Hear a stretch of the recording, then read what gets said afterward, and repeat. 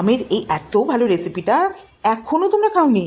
তো দেখো আমি কী করে করি, দেখলে যদি তোমাদের একটু খেতে ইচ্ছে করে আর করতে ইচ্ছে করে, ঝটপট করে নেবে। কিন্তু আমের দিন একদম আর বেশি দিন নেই। আর যারা ভীষণ স্বাস্থ্য সচেতন, যারা তেল অ্যাভয়েড করো, দেখো বছরের একটা দিন খাওয়া যেতেই পারে, কিচ্ছু হবে না, অত ভেবো না তো। আচ্ছা, এবার দেখো আমি কী করে করছি।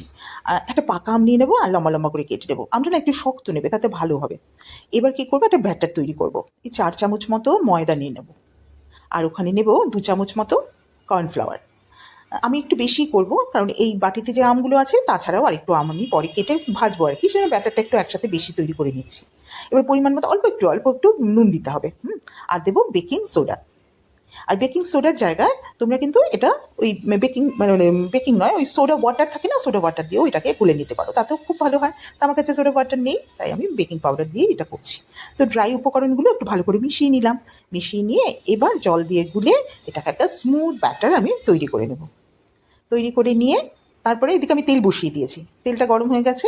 এবার বুঝতেই পারছো আমি আমগুলোকে ভাজবো। কিন্তু দেখো, আমের গায়েটা না বড্ড মসৃণ তো, আর ব্যাটারটা যেই লাগাবো তেলে দিতে দিতে দেখবে সমস্ত ব্যাটারটা প্রায় পড়ে যাবে, আমের গায়ে লাগবেই না। তার জন্য আমি কি করব, আমগুলোর গায়ে না একটু করে ময়দা মাখিয়ে নেবো, অল্প হালকা করে একটু ময়দা মাখিয়ে নেবো। তাতে কি হবে, এবার ব্যাটারটা কিন্তু সহজেই ধরে যাবে আর ফ্রাইটাও ভীষণ ভালো হবে। তো এগুলো ছোটো ছোটো জিনিসগুলো একটুখানি লক্ষ্য করতে হয়।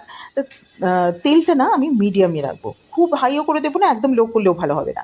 মিডিয়ামে রেখে তেলটা প্রথমে কিন্তু ভালো করেই গরম করে নিয়েছি, এবার একটু কমিয়ে দিয়েছি, কারণ দেওয়ার সঙ্গে সঙ্গে যদি ঝরঝর করে পুড়ে যায় তাহলে তো ঠিক হবে না। তা একটু কমিয়ে দিয়েছি গ্যাসটাকে।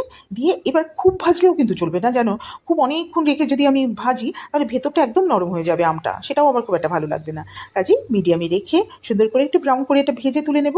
এখানেই কিন্তু শেষ নয়, এরপরেই আসছে আসল মজাটা। আমি একটা মোটা সিরিঞ্জ জোগাড় করেছি, একদম নতুন। তো সিরিঞ্জটার মধ্যে কি করব, আমি কনডেন্স মিল্ক ঢুকিয়ে নেবো, নিয়ে তারপরে এটাকে পুশ করব এগুলোর মধ্যে। এবার কনডেন্স মিল্কটা না আমার একটুখানি ঘন ছিল, মানে ফ্রিজে রেখেছিলাম, তো যার ফলে না খুব ঘন হয়ে গেছিলো। আমি একটু দুধ দিয়ে একটু হালকা করেছি কনডেন্স মিল্কটাকে, তাতে না একটু বেশি লিকুইড হয়ে গেছে। তা ঘন যদি থাকে তাহলে দেখবে আর এখান থেকে বেরোবেও না কনডেন্স মিল্কটা, যখনই এটাকে পুশ করা হবে। তা যাদের এরকম ব্যবস্থা থাকবে না, মানে সিরিঞ্জ নেই হয়তো, কী করে ঢোকাবে বুঝতে পারছো না, সেক্ষেত্রে কিন্তু এই ওপর থেকে কনডেন্স মিল্কটা ছড়িয়ে দেবে, তাতে কিন্তু ওই টেস্ট কিন্তু একই আসবে, কোনো অসুবিধে নেই। তাই কীরকম লাগলো তোমাদের এই রেসিপিটা দেখেই বুঝতে পারছো যে কী টেস্টি হবে। সবাই একবার ঝটপট করে ফেলো। আজ আর সেটা